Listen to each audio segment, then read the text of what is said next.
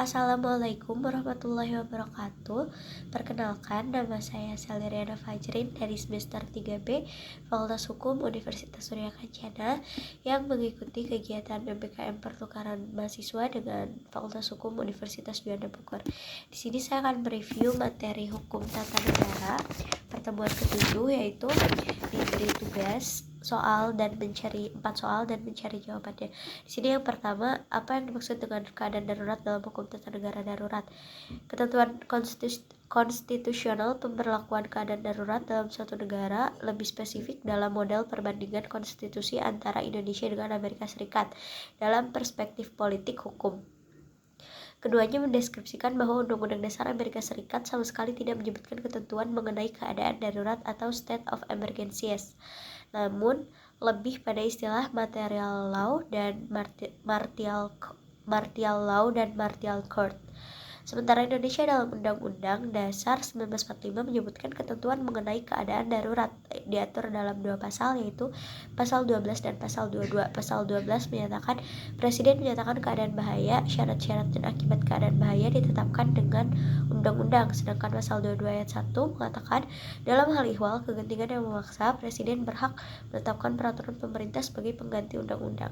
Kesimpulannya, bila dibandingkan Indonesia dengan Amerika Serikat, Indonesia lebih mirip dengan pola Perancis yang menganut tradisi Eropa kontinental. Lalu yang nomor 2, apa yang dimaksud dengan hukum tata negara darurat subjektif? Hukum tata negara subjektif atau stat nodre dalam arti subjektif adalah hak, yaitu hak negara untuk bertindak dalam keadaan bahaya atau darurat dengan cara menyimpang dari ketentuan undang-undang dan bahkan apabila memang diperlukan menyimpang dari undang-undang dasar. Lalu di sini ada nomor 3.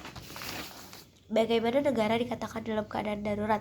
Jika suatu negara terancam oleh bahaya atau kehidupannya berada dalam bahaya, maka perhatiannya harus dipusatkan pada kedudukannya sendiri.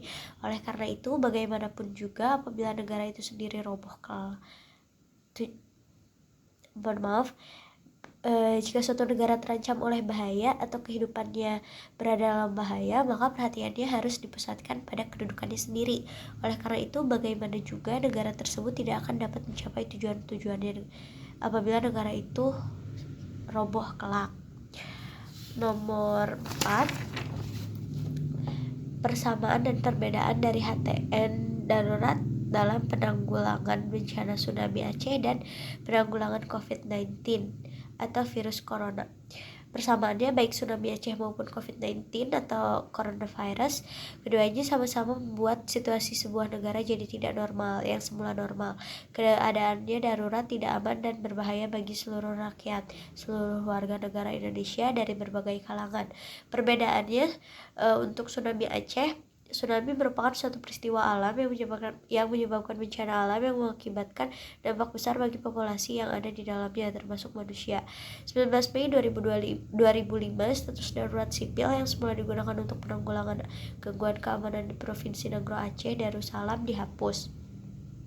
Tidak diberlakukan status keadaan bahaya, melainkan pemerintah hanya melakukan tindakan-tindakan darurat secara de facto terhadap peran TNI dalam penanggulangan bencana tsunami. Dari segi hukum positif, ada keterkaitan yang sangat erat antara TNI dengan bencana alam di dalam Undang-Undang Nomor 34 Tahun 2004 tentang TNI. Lalu untuk di pandemi COVID itu, pandemi adalah epidemi yang menyebar di wilayah yang luas, misalnya beberapa benua atau seluruh dunia. Penanganan COVID-19 di Indonesia, pemerintah memilih untuk menggunakan undang-undang biasa, yakni Undang-Undang Nomor 6 Tahun 2018 dan Undang-Undang Nomor 24 Tahun 2007 penanggulangan bencana. Assalamualaikum warahmatullahi wabarakatuh.